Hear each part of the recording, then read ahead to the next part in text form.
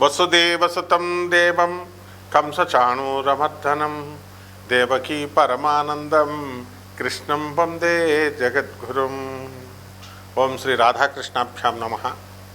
ఓం కృష్ణం వందే జగద్గురుం, అర్జునం వందే జగదేక వీరం. మనకి ఇప్పుడు గ్రహాల మార్పు జరగబోతోంది. ఎలా? గురుగ్రహము 2 అక్టోబర్ 2 జూన్ 2026 సంవత్సరం నుంచి మనకి మిథున రాశి నుంచి కర్కాటక రాశిలోకి మారుతున్నాడు. దీనివల్ల కొన్ని రాశుల వారికి మేలు జరుగుతుంది, కొన్ని రాశుల వారికి యావరేజ్గా ఉంటుంది, కొన్ని రాశుల వారికి బిలో యావరేజ్గా ఉంటుంది. అయితే ఈ నెలలో కొన్ని రాశులు కొన్ని మారుతున్నాయి అన్నమాట. అవేంటో మనం చూద్దాం. ఇప్పుడు మనకి 15 జూన్ 2026 సంవత్సరంలో మిథున రాశిలోకి రవి మారుతున్నాడు. అలాగే 20 జూన్ 2026 సంవత్సరం నుంచి కుజుడు వృషభ రాశిలోకి మారుతున్నాడు. అలాగే 22 జూన్ 2026 సంవత్సరం నుంచి మనకి బుధుడు కర్కాటక రాశిలోకి మారుతున్నాడు. తర్వాత 29 జూన్ 2026 సంవత్సరంలో కర్కాటక రాశిలో బుధుడు వక్రిస్తున్నాడు. ఇన్ని జరుగుతున్నాయన్నమాట జూన్ నెలలో. అంటే 1/6/2026 సంవత్సరంలో కర్కాటకంలోకి గురుడు రాత్రి 1:50 తర్వాత మారుతున్నాడు కాబట్టి 2వ తారీఖు అంటున్నాం. అలాగే 8/6/2026 సంవత్సరంలో కర్కాటకంలోకి శుక్రుడు మారుతున్నాడు. ఈ యొక్క గ్రహ సంపుటి వల్ల మనకి ఏ గ్రహాలకి ఏమి ఫలితాలు వస్తాయో మనం తెలుసుకుందాం. తెలుసుకునే ముందు మనం ఒక విషయం తెలుసుకోవాలి. గురుగ్రహము 12 సంవత్సరాలకు ఒకసారి మారుతుంది. 12 సంవత్సరాలకు ఒకసారి మారినప్పుడు మనకి ఏమవుతుందంటే ఈ గురుగ్రహము అనేకమైనటువంటి శుభ ఫలితాలను ఇస్తుంది కొన్ని రాశుల వారికి. ఈ యొక్క కుంభరాశిలో ఉన్నటువంటి రాహువు ఈ జూన్ నెలంతా కూడా కుంభరాశిలో ఉంటాడు. కేతువు మరి మనకి సింహరాశిలోనే ఉంటాడు. మీనరాశిలో శని ఉన్నాడు. ఈ యొక్క ప్లానెట్స్ కాంబినేషన్ వల్ల మనం ఏమనుకుంటామంటే ఒక అద్భుతాలు జరగబోతున్నాయేమో. ఇప్పుడు అందరూ కూడా చెప్పేదాన్ని బట్టి మిథున రాశి వారికి అందరికీ అద్భుతాలు జరగబోతున్నాయి అనుకుంటున్నాను. ఏం అద్భుతాలండి గురువుగారు మిథున రాశి వారికి అని చాలామంది అడిగారు. ఒక ఆయన మిథున రాశి ఆయన అమెరికాలో జాబ్ చేస్తున్నాడు. వాళ్ళ భార్య పిల్లల్ని తీసుకొని అమెరికా ఇప్పుడు వాళ్ళు వెళ్ళిపోతున్నారు. ఉద్యోగంలో 6 సంవత్సరాలకే వచ్చిందండి కాంట్రాక్టు అమెరికాలో. ఇదేమన్నా ఎక్స్టెండ్ అవుతుందా అన్నారు. అవ్వచ్చు. అలాగే ఈ యొక్క మిథున రాశి వాళ్ళకి మరి నేను హౌస్ వైఫ్ అండి, మరి నాకేమవుతుందండి అంటే డబ్బులు వస్తాయమ్మా. మీ మిథున రాశి వాళ్ళకి, మీ తమ్ముడు వాళ్ళకి, మీ మరదల వాళ్ళకి డబ్బులు వస్తున్నప్పుడు నీకెందుకు డబ్బులు రావంటే, డబ్బులు నేను హౌస్ వైఫ్ని కదండి నాకు ఎలా వస్తాయి అంటారు. అది ఎలా వస్తాయో మనకు తెలీదు. మనకి డబ్బులు వస్తాయంటే వస్తాయి అంతే. మరి అది యూట్యూబ్లో చెప్పేటటువంటి జ్యోతిష్కులు కానీ, పీఠాధిపతుల రూపాల్లో ఉన్న వాళ్ళు కానీ, పీఠాధిపతులు కానీ, ప్రవచనకారులు కానీ వస్తాయంటే వస్తున్నాయి అంతే అని చెప్తున్నారు.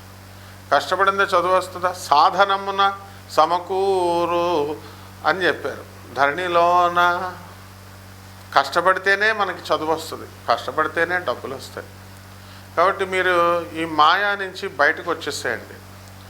గ్రహాలు మారుతాయి కాబట్టి మనకేవో అద్భుతాలు జరగబోతున్నాయి. అలాగే మనకి సూట్ కేసులో లక్ష్మీదేవి డబ్బులు పట్టుకొని వచ్చేస్తుంది. ఇలా జరగవు. ప్రాక్టికల్గా ఉండాలి. మనం ఖచ్చితంగా మార్పు వస్తుంది. ఇప్పుడు మనకు వర్షం పడుతుందనుకోండి, ఆ వర్షాన్ని మనం ఆపలేం, కానీ అక్కడ గొడుగు వేసుకుంటే మన మీద పడకుండా అక్కడ వరకు మన వరకు మనం ఆపుకోవచ్చు. ఒకసారి స్వామి వివేకానందుల వారు ఆయన ట్రైన్లో ప్రయాణం చేస్తున్నారు. ఆయన పక్కన ఉన్నటువంటి వ్యక్తి ఒకడు అడుగుతాడు, ఏమండి మరి ఇప్పుడు భోజనం సమయం అయిందండి, లంచ్ సమయం, మరి ఎలాగొస్తుందండి మీకు భోజనము అని అడుగుతారు. అడిగితే భగవంతుడు పంపిస్తాడు అని అంటారు. దేవుడు ఎలా పంపిస్తాడండి అని అడిగితే, సరే అది అయిపోయింది. నాగ్పూర్ స్టేషన్ వచ్చింది. ఆ స్టేషన్ వచ్చినప్పుడు అక్కడ నరేంద్ర నరేంద్ర అని చెప్పి పిలుస్తూ వివేకానంద అసలు పేరు అనమాట నరేంద్రుడు. ఆయన వచ్చి ఆ పేరుతో పిలిస్తే, ఇదిగో మీకు ఇమ్మన్నారు అని చెప్పేసి ఆ యొక్క మంచి మంచి చక్కగా పెద్ద పెద్ద క్యారేజీల్లో భోజనాలు ఇచ్చారు. ఎవరు అండి అని అడిగితే, ఏమో మరి నాకు తెలీదు అని వివేకానందుడు చెప్తాడు. ఆ వ్యక్తికి పేరు కట్టుకొని రామకృష్ణ పరమహంసుల వారి భక్తులు, ఆ పరంపరలో వచ్చినటువంటి భక్తులు స్వామి వివేకానంద గురించి తెలుసు కాబట్టి తమ గురువు గారైనటువంటి రామకృష్ణ పరమహంసుల గారు తన భక్తులకు ఆదేశిస్తే స్వామి వివేకానందుల వారికి వచ్చింది. అలా మనము ఏ పనులు కూడా మనము కష్టపడి దానికోసం మనం వెయిట్ చేయాల్సినటువంటి అవసరం లేదు. మనం చేయాల్సింది ఏమిటి అంటే భగవంతుడి మీద అపారమైనటువంటి విశ్వాసం, గురు పరంపరలో మనము ఉండాలి. ఆ గురు పరంపర దగ్గర ఉన్నటువంటి గురువులను అంటిపెట్టుకుని ఉండాలి. అప్పుడు మనకి ఆ గురు సిస్టమ్ వస్తుంది. పరమహంస యోగానందుల వారు, మా గురువు గారు అయినటువంటి పరమహంస యోగానందుల వారు మరి ఒక యోగి ఆత్మకథలను తర్వాత ఆయన మామూలుగా కూడా చెప్తూ ఉంటారు. ఏమని చెప్తారంటే, గురువు అనేటటువంటి వాడిని భగవంతుడు డిజిగ్నేట్ చేస్తాడు, నువ్వు గురువుగా ఉండు, వీళ్ళని తీర్చిదిద్దు అని. అలాగే ఆ యొక్క గురు పరంపరలో ఉన్నటువంటి ఆ గురు సిస్టంలో ఉన్నటువంటి శక్తి మనకి అడ్వైస్ చేస్తుంది, మనల్ని ఎప్పటికప్పుడు మనల్ని సంరక్షిస్తూ ఉంటుంది. ఇది గురుడు ఎగ్జాక్ట్గా చేసే పనులు. కాబట్టి ఎవరెవరో 300 సంవత్సరాలకు ఒకసారి వస్తుంది, గురుడు మారిపోతున్నాడు. ప్రతి సంవత్సరం గురుడు మారుతాడు. ఒక్కొక్క రాశిలోకి 12 రాశులకు 12 సంవత్సరాలకు ఒకసారి మారుతాడు. ఇది పెద్ద వింత కాదు. కానీ అలా మనకి ఏదో వండర్స్ జరుగుతున్నాయి, మీరు ఈ మాల వేసుకోండి, లేకపోతే ఈ సింధూరం పెట్టుకోండి, ఈ పూజ చేసుకోండి, ఆ హోమం చేసుకోండి, ఇలాంటివి ఏమీ అవసరం లేదు. మీకు ₹1 ఖర్చు అవ్వకుండా మీకు స్వామి వివేకానందుల వారు చెప్పారు. అలాగే service to humanity is real service to God అని, మానవులకి, పేదవారికి, అనాథలకి, వికలాంగులకి, సాధువులకి సేవ చేయడం ద్వారా మరి తప్పకుండా గురుమండల వ్యవస్థ నుంచి గురువు యొక్క అనుగ్రహం మీ పైన వస్తుంది. అలా కాకుండా బాగా డబ్బున్నటువంటి వాళ్ళు పిసనార్తనంగా వాళ్ళ బీరువాల్లో డబ్బులు దాచుకొని ఖర్చు పెట్టకుండా పేదవాళ్ళకి, అవసరంలో ఉన్న వాళ్ళకి కనుక ఆదుకోకపోయినట్లయితే వాళ్ళు తప్పకుండా నష్టపోయేటటువంటి అవకాశాలు ఉంటాయి. కాబట్టి ఎదుగుదల మాట ఎలా ఉంచండి, డౌన్ఫాల్ అవ్వడానికి అవకాశాలు ఉంటాయి. కాబట్టి ఎంతసేపు కూడా మీ పక్కవాడు మీ పట్ల ఏదో ఒక సహాయం చేస్తారనేటటువంటి ఎక్స్పెక్టేషన్తో ఉంటాడు. Everyone will have greater expectations on his fellow beings అని. కాబట్టి మనకి మీరంతా ఎదగాలని పక్కవాడు కోరుకుంటాడు. ఎందువల్ల కోరుకుంటాడు? వాడి మీ కారు ఉంటే వాడిని ఎక్కించుకుంటారని, మీ దగ్గర ₹100 అంటే ₹10 వాడికి అప్పిస్తారని. This is positive optimism. అందువలన ఇదంతా కూడా స్వామి వివేకానందుడు, జగద్గురు ఆదిశంకరాచార్యులు వారు, ప్రభాత్ రంజన్ సర్కార్, ఆనందమూర్తి గారు ఇలాంటి వాళ్ళు చెప్పేవి. కాబట్టి మీ అందరూ కూడా ఇది కోటాను కోట్ల మందికి కామన్ ప్లాట్ఫారం మీద చెప్పబడేటటువంటి ఈ యొక్క రాశిఫలాలు. దాన్ని ఒక్కొక్క వారీగా ఒక్కొక్క 12 రాశుల వారికి కూడా ఒక్కొక్కళ్ళకి మీకు ఎలాంటి ఫలితాలు ఇస్తుంది అనేటటువంటిది మనము ఈ గోచార రీత్యా మనం తెలుసుకుందాం. వ్యక్తిగత జాతకాల ద్వారా మాత్రమే తెలుస్తుంది. సో వ్యక్తిగత జాతకాల ద్వారా మీ జాతకంలో మీరు ఇల్లు ఎప్పుడు కడతారు, ఇవన్నీ చేస్తారు, చదువు ఎప్పుడు వస్తుంది, ఇలాంటివన్నీ కూడా మనకు తెలుస్తాయి. నాసా లైవ్ రిపోర్ట్స్ని బట్టి మనం చెప్పడం అనేటటువంటిది జరుగుతుంది. కాబట్టి ఈ గురు మార్పు వల్ల ఏ ఏ రాశుల వారికి ఎలాంటి జరగబోతున్నాయి అనేటటువంటిది విడివిడిగా ఒక్కొక్క రాశి వారిని చూసి, వృషభ రాశి, ఈ వృషభ రాశి వారికి అందరికీ కూడా మనకి అర్ధాష్టమంలో ఉన్నటువంటి కేతుగ్రహ ప్రభావం వలన అందరికీ కూడా ఏదో ఒక విధమైనటువంటి మానసిక టెన్షన్స్. ఉద్యోగం లేదనేవాడికి ఉద్యోగం లేదనుకుంటే, తర్వాత లేనిపోని కష్టాలు, అప్పుల బాధలు, ఇలా ఏదో ఒక టెన్షన్తో ఈ యొక్క వృషభ రాశి వారందరూ కూడా బాధపడుతూ ఉంటారు.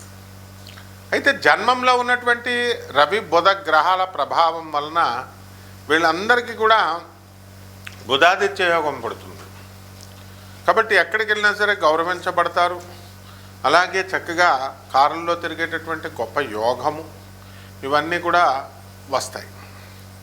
మరి ఈ వృషభ రాశి వారికి కర్కాటక రాశిలోకి గురుగ్రహం వచ్చిన తర్వాత ధైర్యంతో ప్రతి పనిని కూడా దూకుడుగా మీరు చేయగలుగుతారు. శత్రువులపై ఆధిపత్యం మీరు సంపాదిస్తారు. అలాగే లాభంలో ఉన్నటువంటి శనిగ్రహ ప్రభావం వలన అందరికీ కూడా మనకి ఏమవుతాయంటే ఈ యొక్క కష్టాలు, ఎంతవరకు పడినటువంటి కష్టాలు, భూత ప్రేత బాధలు, వీటి నుంచి అన్నిటి నుంచి కూడా ఉపశమనం లభిస్తూ ఉంటుంది. అలాగే ఇనుము వ్యాపారాలు, ఆయిల్ వ్యాపారాలు, అలాగే సినిమా షూటింగ్లు, కెమెరాలు, టెక్నీషియన్స్, ఇట్లాంటి బిజినెస్లు అన్నీ కూడా, ప్రొడక్షన్ వింగ్లు అన్నీ కూడా రైజ్ అవుతాయి. అలాగే ఈ యొక్క రాహు రాజ్యస్థితి కారకుడై ఉద్యోగం చేస్తున్నటువంటి ఉద్యోగంలో ఎన్నో మార్పులను తీసుకొస్తాడు. ఎన్నో రకాల వ్యాపారాలు చేయాలండి, అరే మనం ఆర్థికంగా నష్టపోతున్నామేమో, కొత్త వ్యాపారాలు మనం స్టార్ట్ చేయాలి అనేటటువంటి ఆలోచన ఈ వృషభ రాశి వారిలో వస్తుంది. అలాగే ఈ వృషభ రాశి వారికి సంతానం లేనటువంటి వారికి సంతానం కలగడం, ఇప్పుడు అధిక జ్యేష్ఠ మాసాలు మరి ఇవన్నీ కూడా జరుగుతున్నాయి. కాబట్టి వివాహ ముహూర్తాలు అనేటటువంటివి కొంచెం తక్కువగా ఉండడం అనేటటువంటివి ఉన్నాయి ఈ సంవత్సరం 2026 సంవత్సరంలో నిజ మాసంలో. కాబట్టి ఈ యొక్క రాశి వారికి అందరికీ కూడా జూన్ నెలలో వృషభ రాశి వారికి అందరూ కూడా అద్భుతాలు చేస్తారని చెప్పొచ్చు. కాబట్టి దీనికి పరిహారాలు మనం ఏంటంటే అర్ధాశ్రమ కేతు, కాబట్టి కేతు జపం చేయండి, కేతు స్తోత్రాలు చదవండి, కేతువుకి కిలోంపావు ఉలవల్ని ఆవుపేట రంగు ఉన్నటువంటి వస్త్రాలనిచ్చి లేదా మల్టీ కలర్డ్ వస్త్రాలనిచ్చి పేద బ్రాహ్మణులకి దానం చేసుకోండి. దశమహావిద్యల్లో ఒకటైనటువంటి ధూమావతి అమ్మవారి యొక్క హోమాన్ని కానీ ఆ అమ్మవారి యొక్క మంత్రజపం చేసుకోవడం ద్వారా బ్రహ్మాండంగా ఉంటుంది. శుభమస్తు.